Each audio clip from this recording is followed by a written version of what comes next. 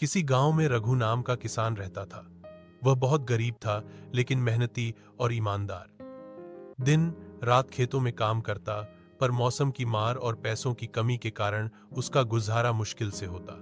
दूसरी ओर उसी गांव में ठाकुर साहब रहते थे। बहुत अमीर, कई खेत, नौकर, चाकर और बड़े बड़े घर उनके पास थे, पर उनके दिल में गरीबों के लिए कोई दया नहीं थी। एक दिन की बात, रघु खेत में हल चला रहा था। तभी उसे मिट्टी खोदते समय एक बड़ा सा सोने का घड़ा मिला। उसकी आंखें चमक उठीं, पर तुरंत उसके मन में विचार आया, यह घड़ा मेरा नहीं है, इसे अपने पास रखना चोरी होगी। सच्चाई का इम्तिहान। रघु वह घड़ा लेकर ठाकुर साहब के पास पहुंचा और कहा, मालिक, यह घड़ा आपके खेत की जमीन से निकला है, इसीलिए ये आपका ही है। ठाकुर साहब पहले तो हैरान हुए। उन्हें यकीन नहीं हुआ कि इतना बड़ा खजाना लौटाने वाला भी कोई हो सकता है।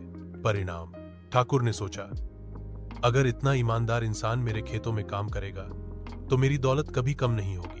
उन्होंने रघु से कहा, यह घड़ा अब तुम्हारा है, तुमने ईमानदारी दिखाई, इसलिए ये इनाम तुम्हें ही मिलना चाहिए। रघु की आंखों में खुशी के आंसू आ गए।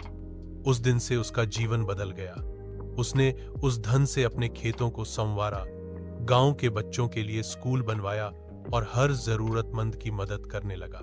सीख, ईमानदारी और मेहनत कभी बेकार नहीं जाती। सच्चा इंसान भले देर से जीते, लेकिन उसकी जीत सबसे बड़ी होती है।